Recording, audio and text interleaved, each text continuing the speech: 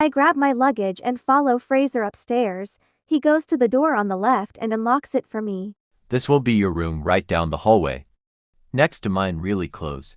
Piper's downstairs if you need anything. She's in charge. May I see your room? What now? Aren't you going to show me your room? He gives me a confused yet unkind expression but shakes his head and gives in. Fine. Just don't touch anything. I nod as he turns away as if loathed by me, while we both head over to his room in silence. He opens the door as I head inside and take a look. Wow. I turned and noticed a drawer next to his bed and saw a book I've never seen before.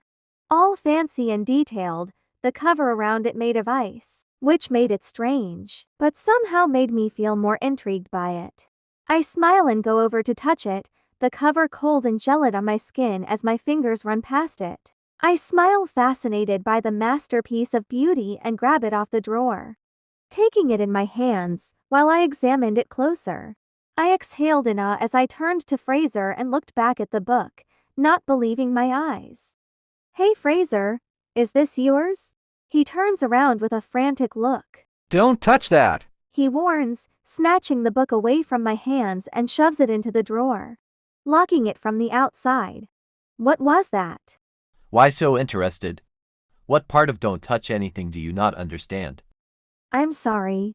He turns away and rolls his eyes. He was so rustic and impolite. I don't know what caused him to act in such a way. But thinking of the fact I'd actually feel welcome, I wasn't so sure anymore. I turn around and widen my eyes in excitement. No way, you have a piano, I say, running towards it as he quickly runs over and gets in front.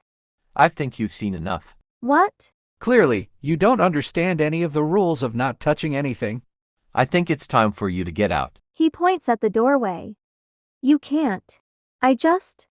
What did I just say? He shouts, slamming a hand on the surface of the piano as I run outside, frightened. He rubs his face, frustrated with himself, as he follows me outside and shuts the door, locking it. I jolt back when it does that, while Fraser pulls out the key and shoves it in his pocket. He turns around, giving me an unpleasant look as I looked back, terrified. He shook his head and headed downstairs as I ran after him. Why don't you want to show me your room? Shut up. He turns to me as I back away. You saw what you wanted to see, now have Piper show you the rest. I'm done tutoring you. That's the last time I'm showing you around. Now get out of my case.